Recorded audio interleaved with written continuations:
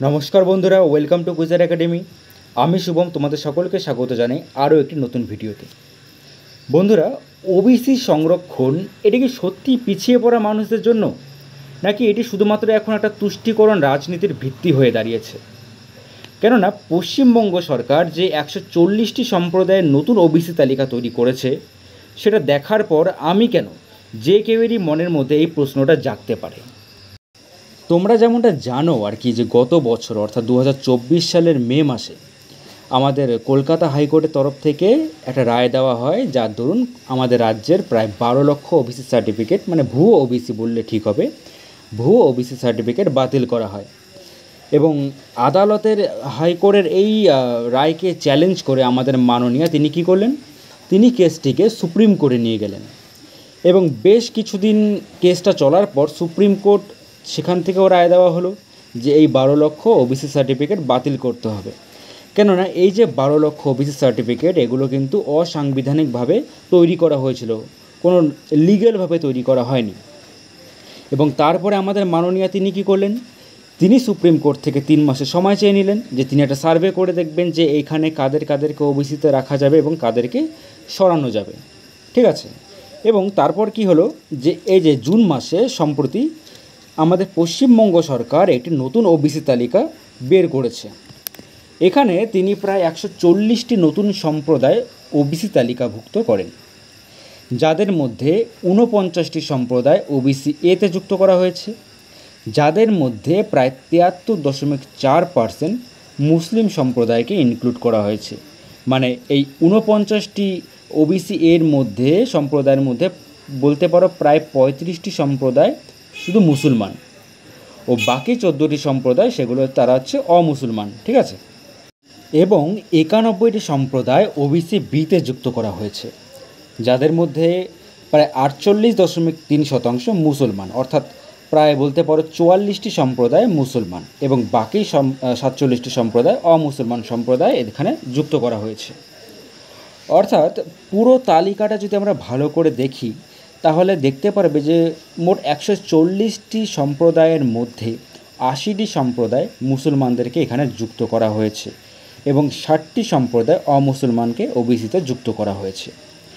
এছাড়াও আরও 50টি সম্প্রদায়ের রিপোর্ট এখনও বিচারাধীন আছে। মানে যদি সুপ্রিম কোর্ট থেকে বা কোর্ট থেকে যদি রায় পাওয়া হয়, তাহলে এই যে ওবিসি তালিকা সেটা কিন্তু আরও বৃদ্ধি পাবে। এখন সরকার তো দাবি করছে যে এই তালিকা পুরোপুরি তথ্যভিত্তিক, কোনো রকম ধর্মভিত্তিক নয়। তবে এই তালিকা প্রকাশ পাওয়ার পর থেকে রাজনৈতিক মহল কিন্তু ভীষণ উত্তপ্ত। কেননা বিজেপি সহ বাকি বিরোধী দলগুলো তারা দাবি করছে রাজ্য সরকার মূলত একটি নির্দিষ্ট ধর্মীয় সম্প্রদায়কে তুষ্ট করার চেষ্টা করছে। বিজেপি নেতা শুভেন্দু অধিকারী তিনি তো বলেই দিয়েছেন যে এটি সোজাসুজি ভোট ব্যাংক রাজনীতি। মুসলমান সম্প্রদায়ের ওপর অতিরিক্ত জোর দিয়ে হিন্দু ও অন্যান্য সম্প্রদায়গুলিকে বঞ্চিত করা হচ্ছে, এটা শুভেন্দু অধিকারীর বক্তব্য। এছাড়াও অনেক বিশ্লেষকের মতে এই ওবিসি তালিকা অসাম্যতা সৃষ্টি করেছে, যেখানে কিছু সম্প্রদায় যারা প্রকৃত অর্থে পিছিয়ে পড়া হলেও তারা কিন্তু সংরক্ষণ থেকে বাদ পড়ে যাচ্ছে। এর ফলে সমাজে কী হচ্ছে, একটা ভারসাম্যহীনতা সৃষ্টি হচ্ছে। কিন্তু শাসক দলের মতে এই তালিকা সাংবিধানিক মতেই তৈরি করা হয়েছে, এখানে কোনো রকম ভেদাভেদ করা হয়নি। তবে বন্ধুরা, এই তালিকা নিয়ে বিতর্ক শুরু হতেই বিষয়টি চলে যায় এনসিবিসি অর্থাৎ ন্যাশনাল কমিশন ফর ব্যাকওয়ার্ড ক্লাসের হাতে। তারা নতুন ওবিসি তালিকার বৈধতা ও ভিত্তি নিয়ে প্রশ্ন জানিয়েছে রাজ্য সরকারের কাছে।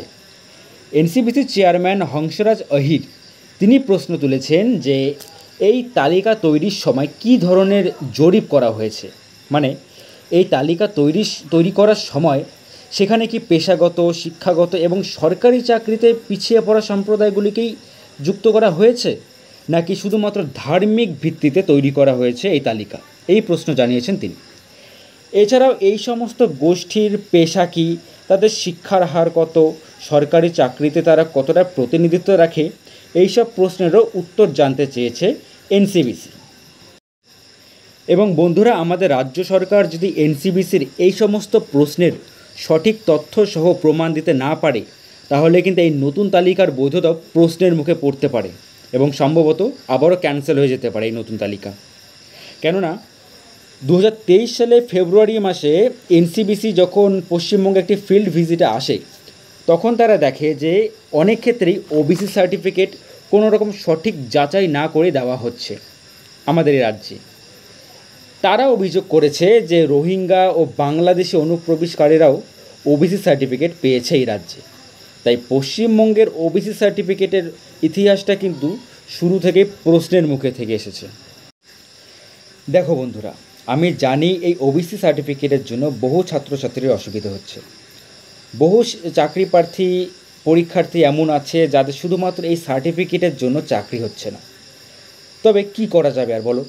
সরকার যদি শুরু থেকে ন্যায্যভাবে কাজ করে আসতো তাহলে হয়তো আমাদেরকে আজকে এই সমস্যার সম্মুখীন হতে হতো না। আশা করি আমাদের সরকার সঠিক প্রমাণ দিয়ে এনসিবিসিকে সাহায্য করবে এবং যতটা তাড়াতাড়ি সম্ভব এই সমস্যাটিকে মিটিয়ে ফেলবে।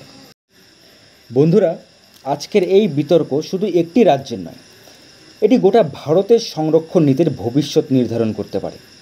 তাই আমার মতে ধর্ম নয়, বরং সামাজিক ও শিক্ষাগতভাবে পিছিয়ে পড়া মানুষদেরকে এগিয়ে নিয়ে যাওয়াই সংরক্ষণের মূল উদ্দেশ্য হওয়া উচিত।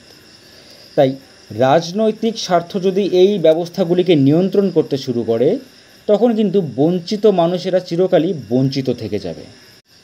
তবে বন্ধুরা, তোমরা কি মনে করো, এই যে নতুন তালিকা, এটি কি ন্যায্য নাকি এটা রাজনৈতিক একটা চক্রান্ত? কমেন্টে আমাকে অবশ্যই জানাবে।